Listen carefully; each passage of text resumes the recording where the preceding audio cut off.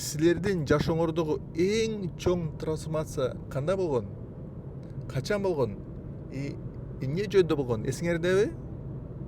Кандай трансформация кылгансыңар жашооңордочу? Ошону комментке жазып койсоңор.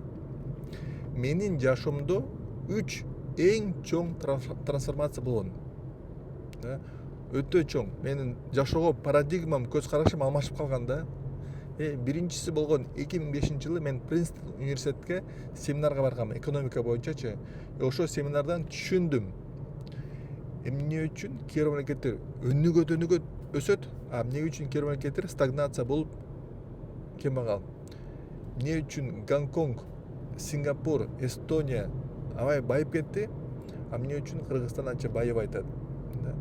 Маселе көрсө либеральный экономикадан кайсы мамлекетте экономикасы либеральный болсо ошондо бизнес жакшы жүрүп, бизнестер өсүп, ошол мамлекет байыйт экен да. А өнүкпөгөн мамлекеттер булар мамлекет чоң роль ойногон да. Баарын регулирование кылып, баарын контролдогусу келген экономикалар өспөйт. Вот мисалы Куба. Так что ошо биринчи трансформация болду. Мен либеральный экономика менен таанышканда мен үчүн бул аябай чоң жылыш болду.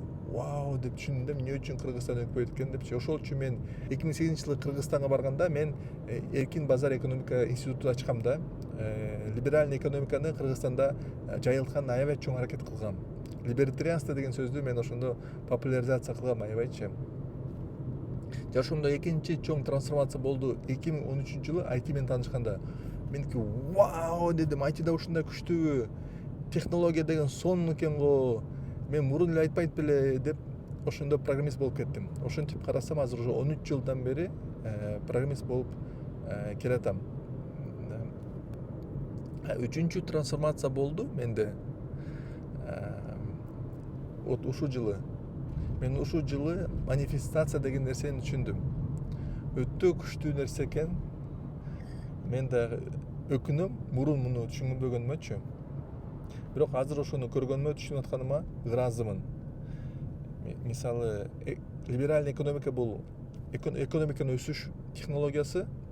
Ошону либеральный экономика байып кетет да.